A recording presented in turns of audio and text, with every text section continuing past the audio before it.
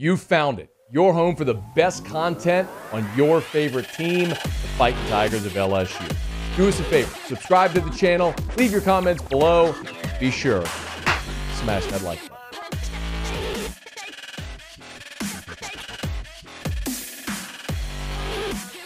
We have not talked even about Brian Kelly, you and I, being hired. Let me start here. Win total, Vegas, 7 is the total. Is LSU over or under the total? You want to start there? That's where I want to start. And then we'll go to week 1.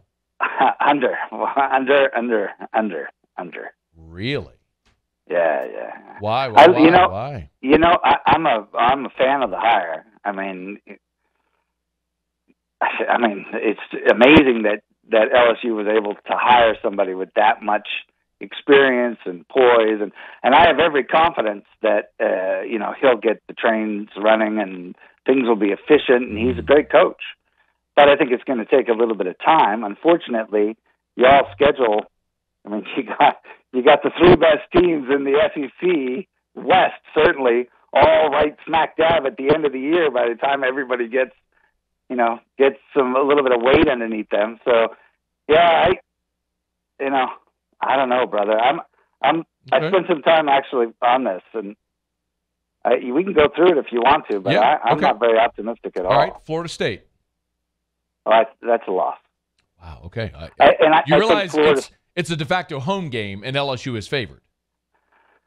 Yeah, I don't think LSU should be favored in that. I mean, do you want to spend some time talking about that? Because I know that's probably. Let's get back. We'll come back to the game. Let's go game by game then. All so right. they'll beat Southern, Right. yeah. Yeah, of course. Okay, so then Mississippi State. Yeah, of course. You always beat State. Okay, New Mexico. Although, the home team's lost 3 in a row in this game. Yes. Which I'm sure you share. I'm aware. With the folks. New Mexico better not lose to New Mexico. 3-1. All right, so Fighting Tigers off to the races. Okay, so then October gets hairy. They go to Auburn. Loss. So 3-5 going to Alabama. 3 loss. Home against Alabama. 3-6. Yeah. You think they'll be 3-7 when they are at when home they against beat UAB? Yeah. So you have That's them. your point. Do they beat A&M? No. You have them going 4-8. Yes. So the only difference And 1-7 in the league. Correct. If they're gonna sneak one out, it'll come in October. It'll come in that stretch of at Auburn, which is probably the best chance to squeeze one out. Tennessee at home. It's gonna be one of those 2 early games, October the 1st or October the 8th, at Auburn or home against Tennessee. Florida on the road. Florida, I don't know. That's a good team. The entire season comes down to October. I agree with that. How you do in October determines what, if anything, you're playing for in November. So, yes, I agree. Now, it's interesting because I would disagree with you slightly. I mean, I don't think that there's any sane LSU football fan right now. I'm speaking to the one of you driving in your car right now. I don't think there's any sane LSU football fan that's going into this season thinking that they're competing for anything. There are people who think LSU's winning 10 games this year. Jesus Christ. I'm not one of them, but I also think they win double the amount you do. I think they're going to be an 8-4 football team. Corey, you think they're winning the whole month of October? No, I think they beat Florida State, and so they win their 4 non-conference games. Right. I think keep going. I think they're going to win their 4 non-conference games. I think October they split. They go 2-2 in that stretch. They'll probably win 1 at home, lose 1 at home, win 1 on the road, lose 1 on the road. I think they'll obviously lose to Bama, beat UAB, and so that puts you at 7. And then the question is, can you split Arkansas, Texas A&M? I'll say they get 1 of those on the road. They've had both on the road. Both on the road. They've had a lot of success against Texas A&M, and I don't think Arkansas is as good as some are trumpeting them to be. So that's I have them at 8. I think their floor is 7. Oh wow, man!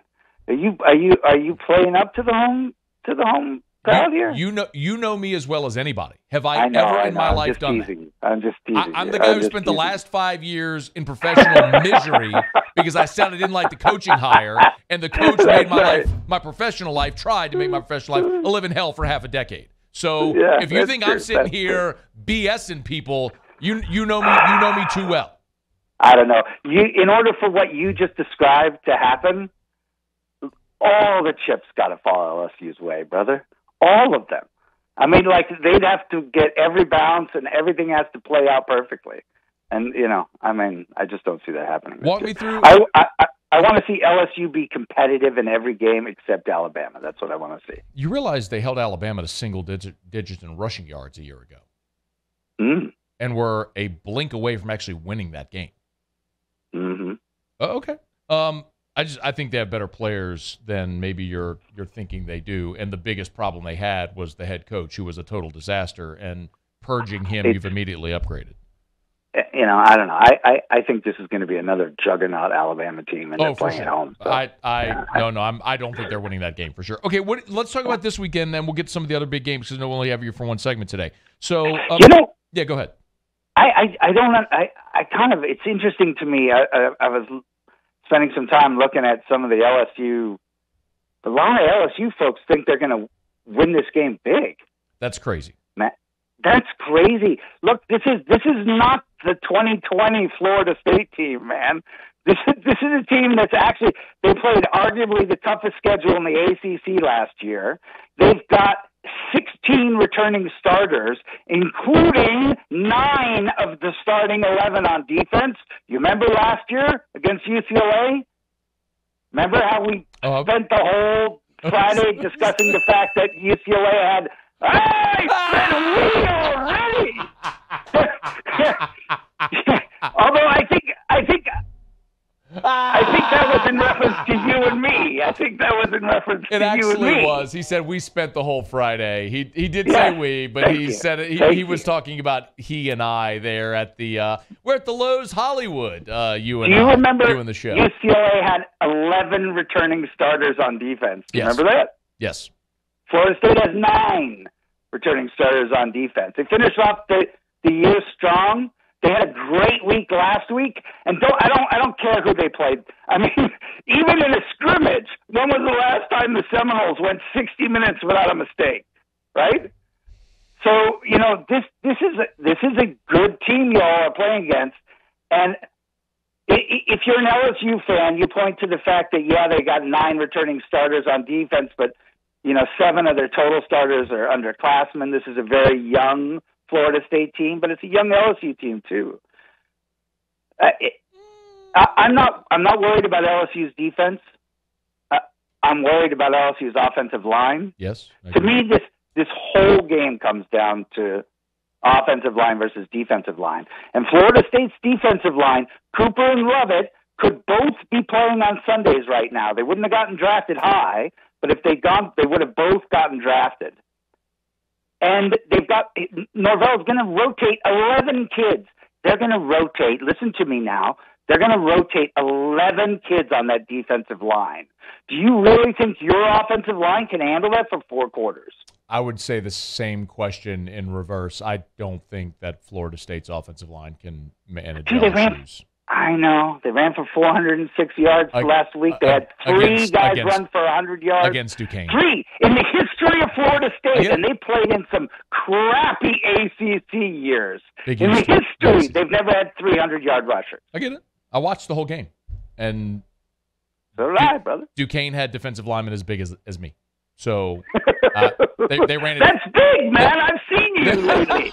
You've been eating, man. You've been eating. Shut up. All right, it's after further review. So Russ Mitchell has the Tigers going 4-8, losing to Florida State on Sunday. Everyone was so excited to hear from you. Now you're this giant wet blanket. Hey, all right, when we were at Media Days, there's a consensus. Everybody knows Bama's going to win the West and Georgia's going to win the East. Like, everyone just accepts that as gospel, and I don't think there's really an argument to the other side.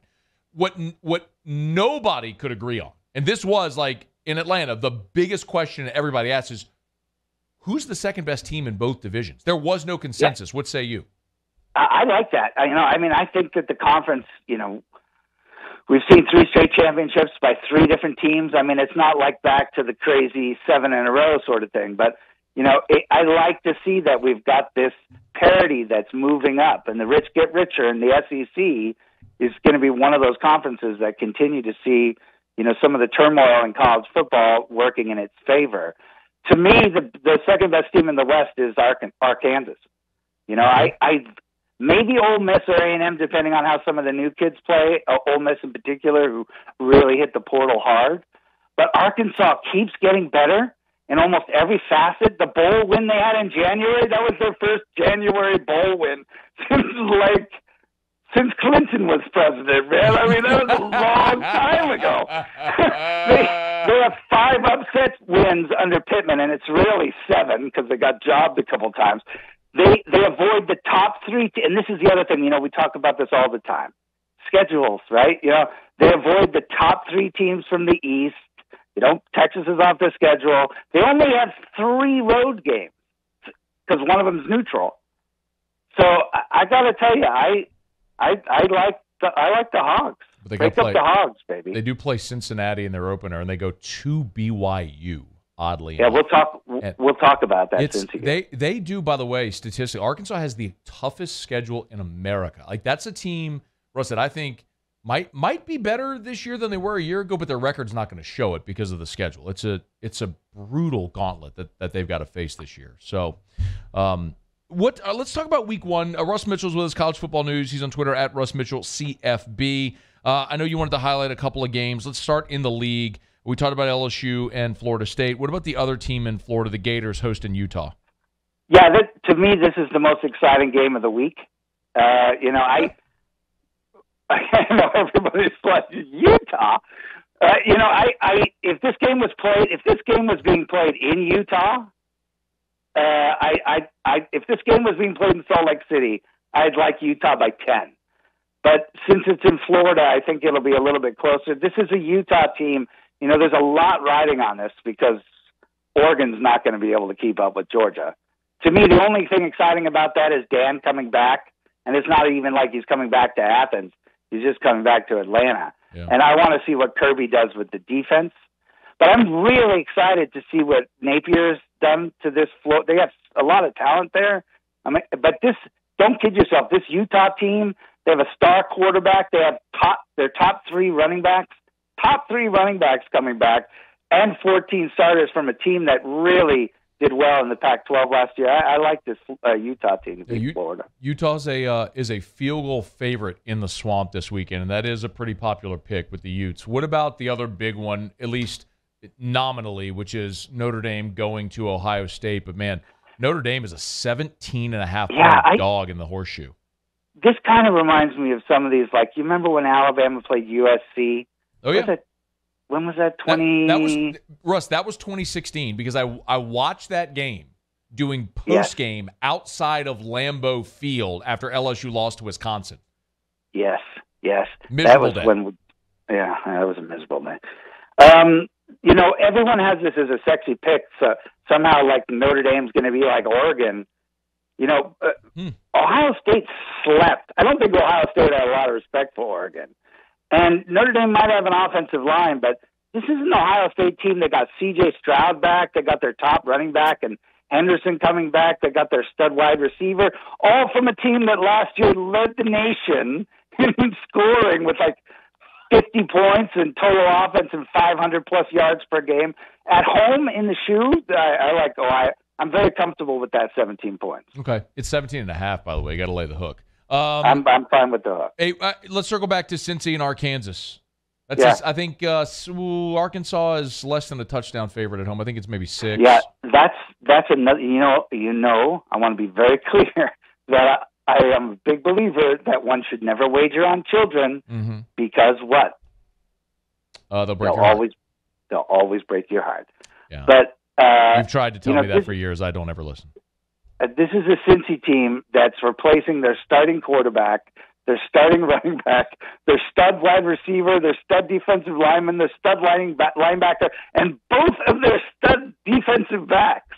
They don't have that kind of depth, man. This is, against an Arkansas team playing at home too. I like Jefferson. I like what Pittman's doing with this team, and I like Arkansas big in this game, actually. Yeah. It's a 6-point line against that great Arkansas team, even with all that they've lost and going on the road. Stunning about that one. Yeah. So, Yeah, Vegas operates in its own world with its own math based off of how people are wagering. So, I think that they're just trying to get money on both sides. But this is I think Arkansas makes a statement. He's on Twitter at Russ Mitchell CFB. Send all of your vitriol his way as he has picked your Fighting Tigers of LSU to Send it to me, baby! 4-8. Oh, if they go 4-8, burn it down, brother. Do you think so? Do you think?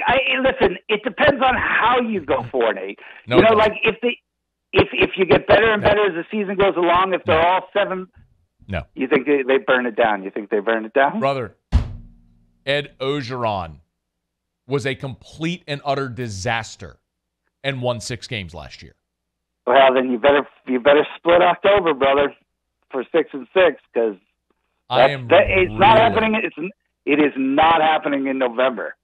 I am really looking forward to following this as the season goes along, because I think you have grossly maybe I've overrated them, but I think you have grossly underrated them at 4. Russ Mitchell, college football news. We got to run. Safe travels. We'll talk next week. Love you, brother. Love you too, man. We'll see you. Hey, thanks so much for watching. Please leave your comments. I love to interact. And be sure to hit the red subscribe button below.